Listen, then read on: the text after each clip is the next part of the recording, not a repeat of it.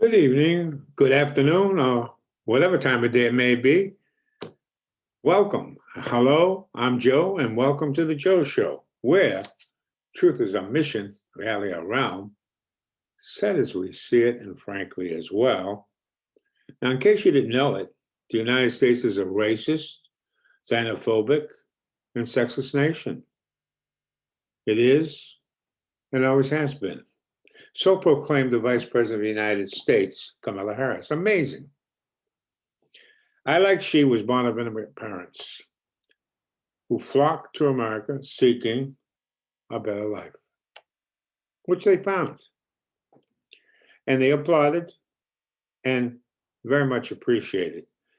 They constantly reminded me of how fortunate I was to have been born here, to be born an American. To salute the flag and pledge allegiance was what I was supposed to. It was the honorable thing to do, as I was taught. But unlike Kamala Harris's parents, my parents were poor peasants. They could barely speak English. In fact, they couldn't speak English at all. Poorly educated, third grade, fundamentally illiterate English. When they arrived at Ellis Island, they kissed the ground to be in America. And they did so throughout their lives, totally appreciative. Why?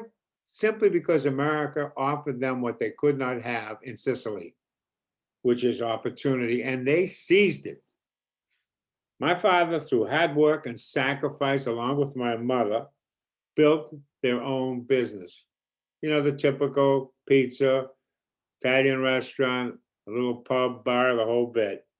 He worked his whole life for that. And he made life for me and my siblings infinitely better than he had ever enjoyed. He had no time for nonsense. He didn't care about race, gender, where he hailed from, or where you hail from was irrelevant to him. All that mattered was where your word was good and you took care of your family. That's it. End of story. So long before Martin Luther King famously said, "Judge me by the content of my character as opposed to the color of my skin," my dad had said that axiom years prior to that. Not that, not to take anything away from Martin Luther King, but that's the way it was. My father was old-fashioned. He believed in integrity, honor, your word. Later in life, he battled cancer. And he saw the sadness in my eyes. And he said in elegant, broken English, he said, "Joe, don't feel bad for me. I'm going to have a wonderful life." I asked him where he'd like to finally rest. He smiled. And he said, "Giuseppe," he goes, "America, he's my adopted mother. America, she nurtured me. It is here I want to stay." He spent 72 years in the United States of America and loved every minute of it. He never said a bad thing about this country. Kamala's parents came from an educated class. Both could speak English when they arrived. And America offered them and their children opportunity that's unheard of and unattainable in the lands from which they came.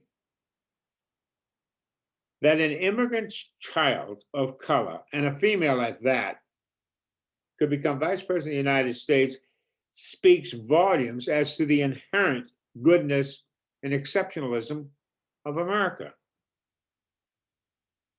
So forgive me if I'm deeply offended when the Vice President of the United States says racism is real in America, always has been.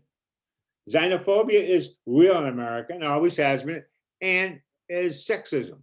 And she alludes to the internment camps of the Japanese during World War II without ever mentioning that FDR was a Democrat, and he's the guy to put him there to start with. This is not to say that the United States hasn't had its moments and hasn't had some bad moments. It has.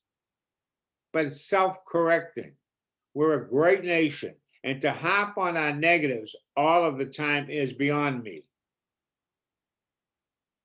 Here is what she said once again. Racism is real in America. always has been. Xenophobia is real in America, always has been. Sexism too.